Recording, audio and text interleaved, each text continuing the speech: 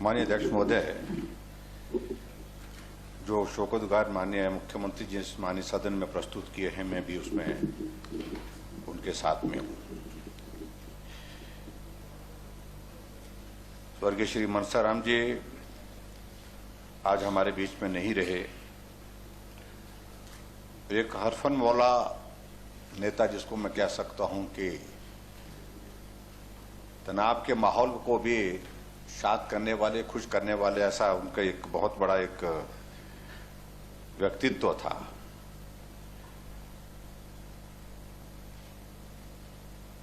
मेरा परिचय पहले चलते फिरते तो हुआ था, लेकिन उसके बाद जब 1998 में हिमाचल प्रदेश की विधानसभा में चुन करके आया तो पहला परिचय ठीक प्रकार से उनके साथ तब हुआ था। और हिमाचल प्रदेश में उस वक्त सरकार बनाने के लिए एक विधायक की आवश्यकता थी। इस तरह का जनमत उस वक्त आया था और वो उस वक्त हिमाचल विकास कांग्रेस की तरफ से चुन करके आए थे। और राजनीतिक में परिस्थिति इस प्रकार की बन जाती है, हमारा गठबंधन उनके साथ उस दिशा में आगे बढ़ा और हिमाचल से बाहर उनके साथ हम कई दिनों तक हम सब लोग इकट्ठा रहे। उस वक्त सरकार बनाने के लिए जो प्रयास हो रहे थे उस दौरान तो बहुत सारी चीजें वो साझा करते थे। खासतौर से वो ऐसे व्यक्ति थे जो डॉक्टर वाई.एस. परमार के मंत्रिमंडल में रहे थे, जिस प्रकार से माननीय मुख्यमंत्री जी ने भी जिक्र किया और उस वक्त के अनुभव का जिक्र करते थे, उस वक्त की बातों का जिक्र करते थे वो। और खास तौर से सबके साथ अच्छी तरह से मिलना, अच्छी तरह से। और एक वाक्य उनका बड़ा प्रसिद्ध रहता था, हमको मिलते थे बोलते मैं आपका बंदा हूं, और उनको मिलते थे बोलते मैं आपका बंदा हूं। ऐसा उनके एक स्वभाव का एक हिस्सा था वो, मैं आपका बंदा हूं, ऐसा करके वो बोलते थे। तो कई बार हम मजाक में पूछते थे भैया आप किसके बंदे हैं, बोलते मैं आपका बंदा हूं।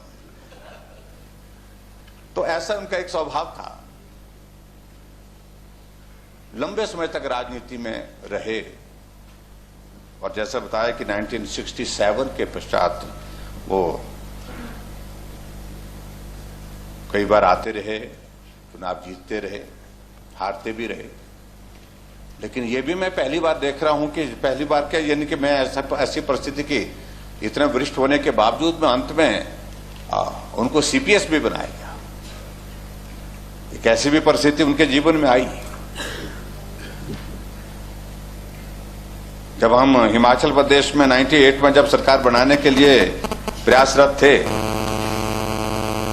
तो बहुत एक अलग तरह का एक वातावरण था। बीच में राज्यसभा के लिए नॉमिनेशन की तारीख तय हो गई, इलेक्शन कमीशन ने शेड्यूल जारी कर दिया और हम हिमाचल से बाहर थे। कहा कि नॉमिनेशन के लिए सबको पहुंचना है और हम रात को शिमला पहुंचे, देर रात। और सरकार उस वक्त कांग्रेस पार्टी की बनी थी। उस वक्त वीरभद्र सिंह जी मुख्यमंत्री बने थे, कशमकश चल रही थी। और नॉमिनेशन से करने से पहले शाम को जब रात को हम देर रात पहुंचे तो हम जो पीडब्ल्यू रेस्ट हाउस आजकल उसको तोड़ दिया गया है, उस रेस्ट हाउस में वहां पर ठहरे थे और मनसाराम जी और मैं एक ही कमरे में ठहरे थे। और यह भी बड़ी दिलचस्प बात कि भाई उस कमरे में कोई नहीं ठहरा तो बाहर से उसमें ताला लगा दिया गया था।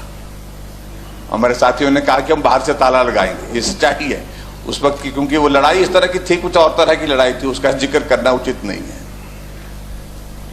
लेकिन उसके बावजूद भी कुछ लोगों को मालूम पड़ गया कि मनसाराम जी यहां हैं, हम सब लोग वहां ठहरे हैं। तो रात को कुछ लोगों ने दरवाजा खटखटाने की कोशिश की, लेकिन उसके बावजूद हमने लाइट बंद करके वो सारी रात गुजारी। और सुबह एक और घटना हो गई कि जो गीजर ऑन किया हुआ था उसकी जो पाइप, वो प्लास्टिक की पाइप थी शायद, वो ज्यादा हीट के कारण वो फट गई और बहुत जोर से आवाज आ गई। तो हम दहशत के मारे हमने सोचा क्या हो गया ये। तो पूरा पानी जो और पूरा ये जो उसका जो भाप जो है सारी कमरे में इस तरह से बाथरूम से होकर के ऐसी आ गई। तो बहुत मुश्किल से परेशानी, और बाहर ताला लगा हुआ था तो ऐसा एक अनुभव जीवन का उनके साथ इसलिए मैं जिक्र कर रहा हूं कि जीवन में ऐसी चीजें आती हैं, इनका जिक्र हमेशा याद रहता है। और बाद में फिर हम नॉमिनेशन, अनिल शर्मा जी हमारे कैंडिडेट थे पार्टी की ओर से राज्यसभा के उस वक्त, इनके नॉमिनेशन की प्रक्रिया को पूरा करने के लिए हम यहां पहुंचे। उनकी धर्मपत्नी जिला परिषद की चेयरपर्सन भी बनाई हम लोगों ने थी, और वो भी सक्रिय राजनीति में रहे। और उनके परिवार के बीच में कई बार जाना हुआ, मिलना हुआ, लेकिन काफी मिलनसार व्यक्ति थे। और शायद मुझे लगता है कि यही उनकी एक खासियत थी जिसके कारण वो लंबे समय तक उस विधानसभा क्षेत्र का नेतृत्व करते रहे, हिमाचल की राजनीति में रहे। आज वो हमारे बीच में नहीं है। उनके उस योगदान को अपने क्षेत्र के विकास के लिए, प्रदेश की राजनीति में जो उनका योगदान रहा है, तो उसको मैं स्मरण करता हूं।